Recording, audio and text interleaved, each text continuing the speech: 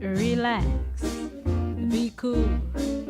Cause if you don't, you'll act like a fool, so be cool. Hey guys, welcome to Get Busy Watching. I'm your host, Honest Dan. Let's talk movies.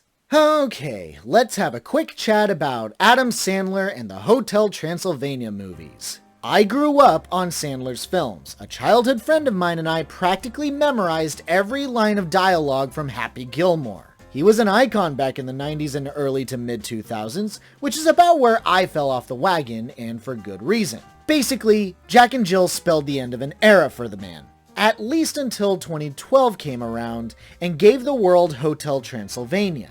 Despite having the tiresome talents of Sandler and his usual cavalcade of former comedian giants, this had two things going for it. One, good material for these actors to work with and are otherwise the most enjoyable they've been in years. And two, Genndy Tartakovsky, a legend in the animation world, giving us the immortal Powerpuff Girls, Dexter's Lab, Samurai Jack, and many more quality shows. Basically, the animation is good. Fast-paced, energetic, the movie was a massive hit and would go on to create a whole franchise. A grand total of 4 movies now and 2 seasons of a TV show, if I remember correctly. As for my feelings on Hotel Transylvania, I like them. The first one was one of the great shining spots in Sandler's otherwise horrendous conveyor belt of movies. It was cute enough. The sequel, maybe not quite as good, but was funnier. Personally, I liked it even more because I loved the kid who wants to be a vampire,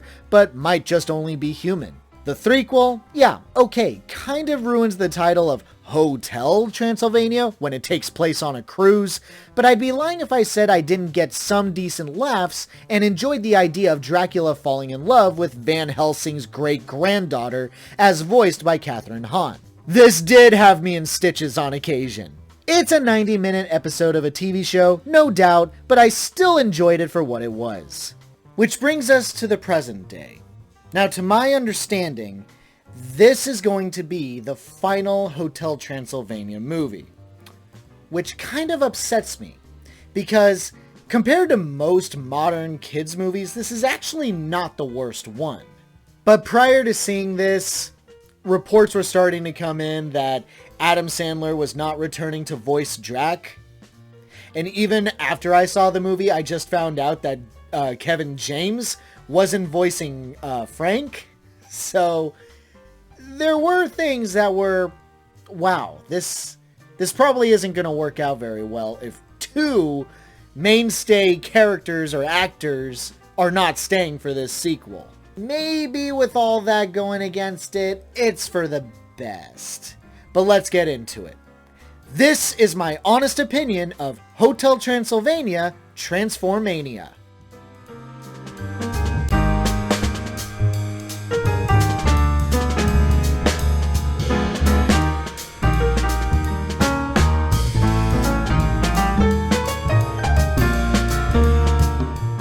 Dracula, voiced by Brian Hull, is about to announce that he's retiring, which catches the ear of Mavis, reprised by Selena Gomez, who of course tells Johnny, reprised by Andy Samberg, who unintentionally confronts Drac about this news and throws out his ideas for how to improve the hotel. In a panic, Drac denies this is the truth and further lies about not being able to give Johnny the hotel due to an ancient real estate law and Johnny not being a monster. Seeking the help of Van Helsing, reprised by Jim Gaffigan, Johnny is turned into a monster via a super special crystal, which inadvertently turns Drac back into a human. Drac accidentally breaks the crystal, and in order to fix this mess, Drac and Johnny venture into South America to find a replacement. And Drac's friends are all transformed into humans as well. You're human and I'm a monster. It's like Freaky Friday, but on a Tuesday though.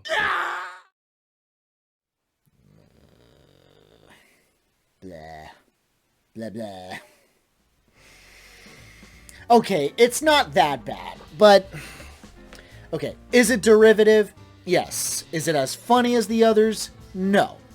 Is it a gargantuan missed opportunity? Definitely. But I've seen worse. The most glaring problem is how the story is just recycling the first movie, about Drac not accepting Johnny into the family, but accepting him in the end. Like, we did this, and by the end of it, you know it was done better in the original. I know Drac doesn't always like Johnny, but seemingly every movie is about his acceptance of him. And some love has to be given for bringing into the world his grandson, Dennis, reprised by Asher Blinkoff, who very much takes after his dad. So, why we're rehashing this is beyond me. What are you talking about? Of course you're part of the family. No, I know, but you know how cranky Fangs is sometimes. Another gripe, which I already mentioned, is the missed opportunity. If you're going to end a franchise, you have to go out on a special note. You can't just make a sequel, if that makes sense. There has to be a sense of finality to it, and that has to mean something. The movie's even set up that way. Drac saying goodbye to the hotel and handing it off to Mavis and Johnny. This is probably where a TV show would make more sense to me. A sequel series that follows the shenanigans of Mavis, Johnny, and Dennis. However, instead of focusing on that goodbye, this truly feels like it could have been a 3-episode special of a cartoon, because the true gimmick of the story is the age-old swap. Johnny turns into a monster, Drac turns into a human, and it's their respective challenges and learning to adapt. Oh, how cute, how fun, how unfocused.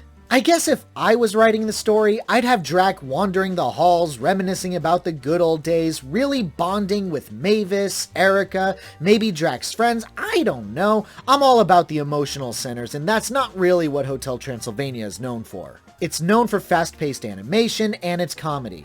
I guess I just wish that the gimmick tied into what the movie was about. And how did they change themselves in the first place? Exactly! It's not like there's a mad scientist just living in the basement. Oh. And now that I think about it, wouldn't it make more sense in terms of a proper send-off to the hotel be to dismantle the hotel? I hate to keep bringing up the first movie, but the first one ended on this note that the likes of Drac, Frankenstein's monster, Wolfman, etc., they're no longer monsters that are feared, they're celebrated. The end of the third one shows Van Helsing giving up his crusade of hunting monsters. The hunters gave up the hunt, the humans no longer fear the monsters. So is the hotel really necessary anymore? I don't know, just a thought. I can't do it. I thought I could give the hotel to Mavis and Johnny, but he's going to ruin everything. But I don't want to sit here and just rail against this kids movie. It's really not that bad.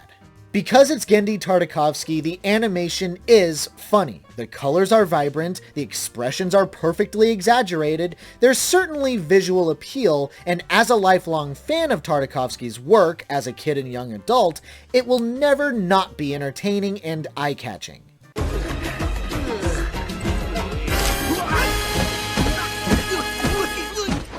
Once again, my favorite character is Mavis.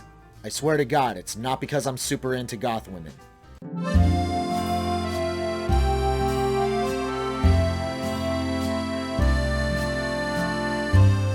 Unpleasant dreams. But it's because Mavis is ironically the only adult in these movies. She puts up with way too much and her dad constantly screws her over. Whether by sabotaging her romance with Johnny, forcing her son to grow fangs so they don't move out, or denying her the key to her lifelong home, she should have moved out years ago, for any one of those reasons alone, yet still finds it in her heart to forgive Drac. Seriously, pass the franchise off to her, and I'll consider sticking around. Hello, ladies.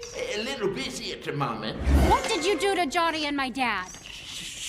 Lower your voice. I won't deny that I got a few chuckles out of this, especially Frank and how self-absorbed he is in his human form, practically shaming Fran Drescher's Eunice. I will also admit that because I don't exactly have all the respect in the world for Sandler and his attitude toward filmmaking, his output in movies, they're all so bad with the notable exception of Uncut Gems. Well, I didn't like that movie. I liked him in that movie.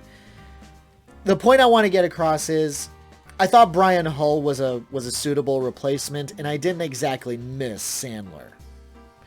As for the kids, yeah, I'm sure they'll find it fine. So if you've got a Rugrat, pop this on. They'll be entertained enough. As for anyone older that might be watching this, I don't know. I think it's unnecessary and it needed more to it.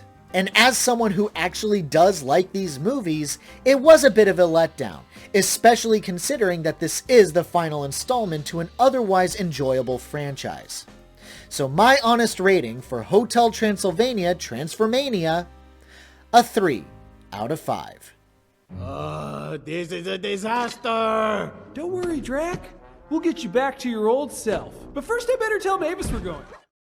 Thanks so much for watching, you guys. I really appreciate it. Have a great day. Stay safe and healthy out there. Hope to see you soon.